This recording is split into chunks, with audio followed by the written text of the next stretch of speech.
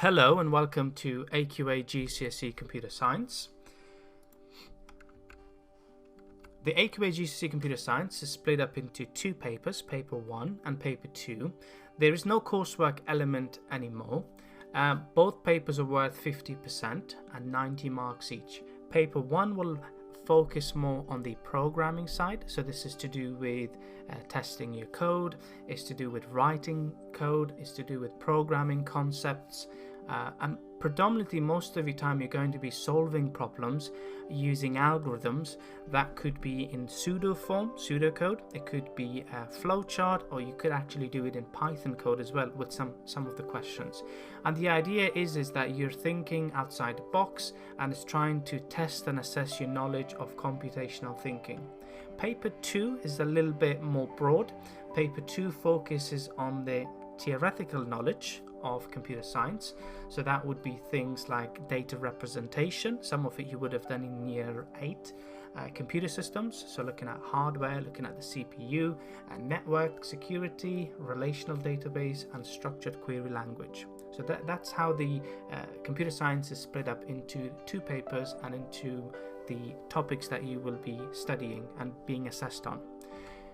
Over the last few years, I've always asked students if there's elements of computer science you enjoy, or what is it you enjoy about computer science. And some of them have said it allows them to be creative because it lets them create things, it lets them program.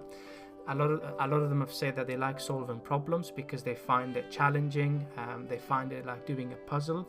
And for those who are really interested in the subject and they like doing maths, they've said that it provides a stimulating educational experience, and in lessons there's opportunity to work with other students, so collaborative work is something that they've enjoyed doing, especially when they're doing things like cyber discovery.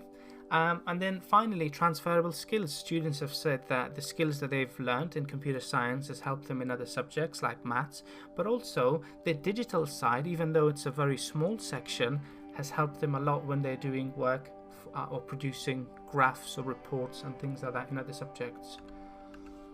So what is included in the exam? So it's a 3-year course split up into two papers, both worth 50%. Paper 1 we've mentioned is predominantly looking at algorithms and solving problems. It's looking at creating applications, making use of functions, and looking at different concepts and applying those concepts within lesson, because these are things you will be assessed on within the exam that you will be doing.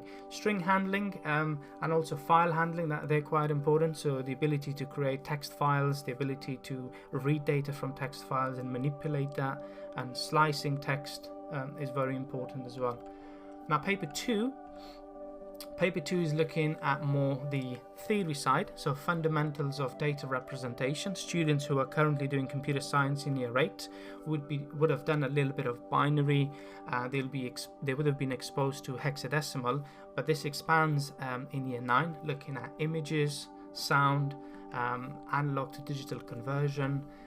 For computer systems, we will cover things like hardware and software, so understanding what makes up a computer system, looking at the input-output system on the outside, and then looking at more closely on the internal components like the CPU, coolers, looking at memory, looking at the motherboard, and so on.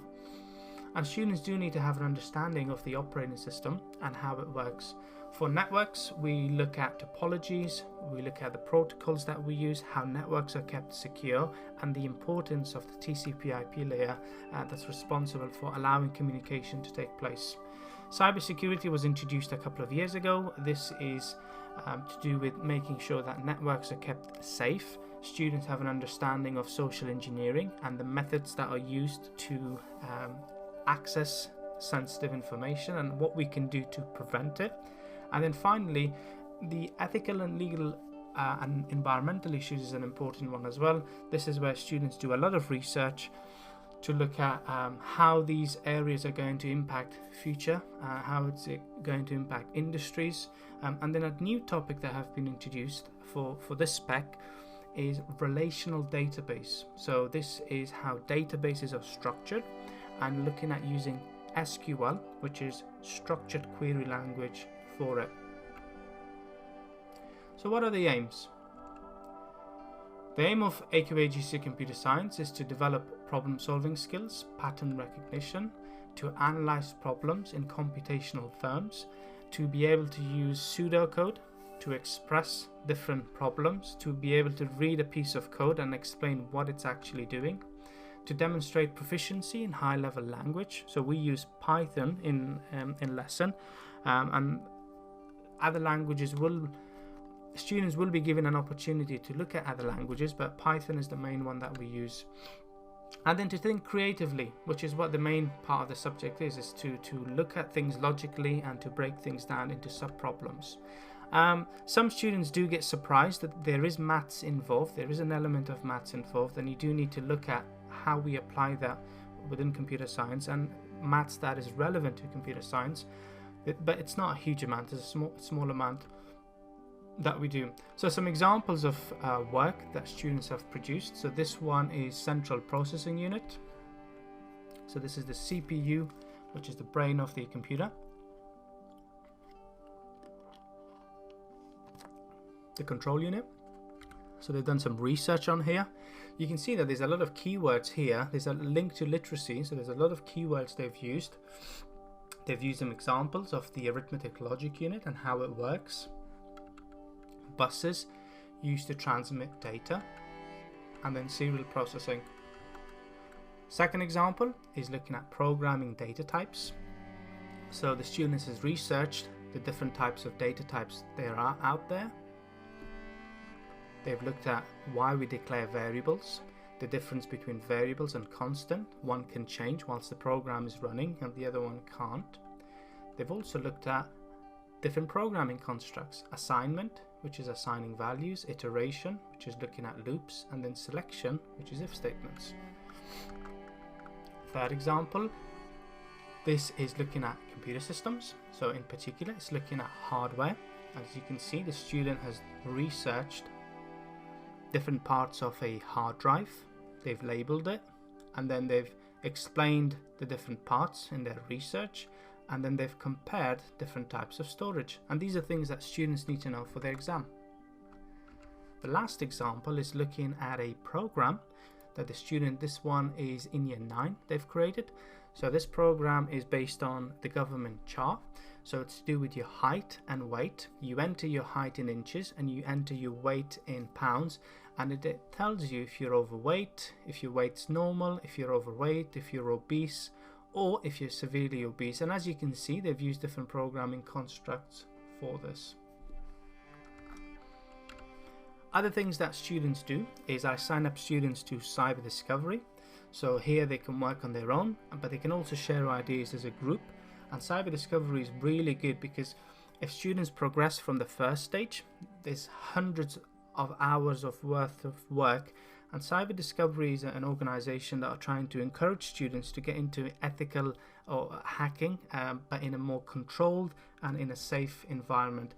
And at the end of each lesson and at the end of each topic, we do a lot of quizzes, we look at revision lessons, and we do lots of end of unit assessments. So literacy in computer science, all students will be given a revision book. So in year 10, they will be given that book to read throughout year 10 and 11. Students will be expected to do lots of background reading for legal, ethical, and moral issues. So they need to know what is happening with artificial intelligence, how is it affecting society, looking at robotics and automation and the digital divide. Students will be expected to do lots of extended writing. There are some questions that are worth 9 or 12 marks, and students will be looking at how to structure those questions and what they need to include in there. And programming as well is delivered as literacy because there is a structure you have to follow when you are programming. And keywords. There is over 100 keywords that students need to know about, and as they develop their confidence, they will start learning more about these keywords. But some of them I've put on here, so selection, iteration, sequencing, concatenation, these are all things that they need to know, and links with literacy. And students do get surprised when they see all of the literacy elements involved. So in terms of the ideal computer science students, what we're looking for is someone who enjoys programming or who wants to do some programming as a way of solving things. They're thinking creatively and using all the resources available to them. someone who enjoys some elements of maths but completes all homework related activities, and where possible will attend some coding clubs or complete Solo Learn, which is an app they complete at home, and then as a minimum just spend at least 1 hour a week going either through the theory topics or doing some programming challenges at home. As far as resources are concerned, lots of resources. I have a website, byteresources.com, but there's so many other websites that students can use. There's Solo Learn, Seneca, YouTube, so they don't even need to purchase a book, and they can just make use of this on their phone. So it's really, really good, and it's regularly updated as well.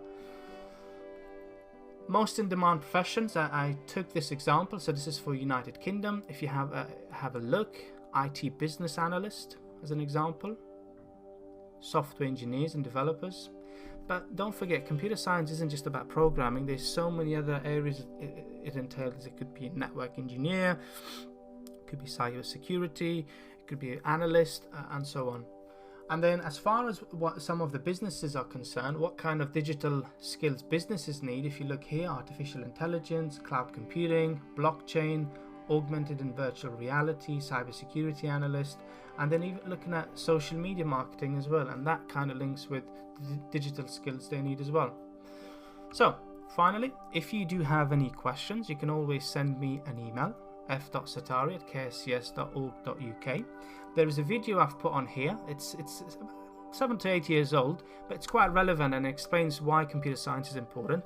You can always watch that video if you put that onto your phone. It's a YouTube video you can watch. But yeah, thank you very much for listening. I know I've gone through this a little bit quickly, but if there's things you're not sure, please do send me an email. I'll be happy to explain. Thank you.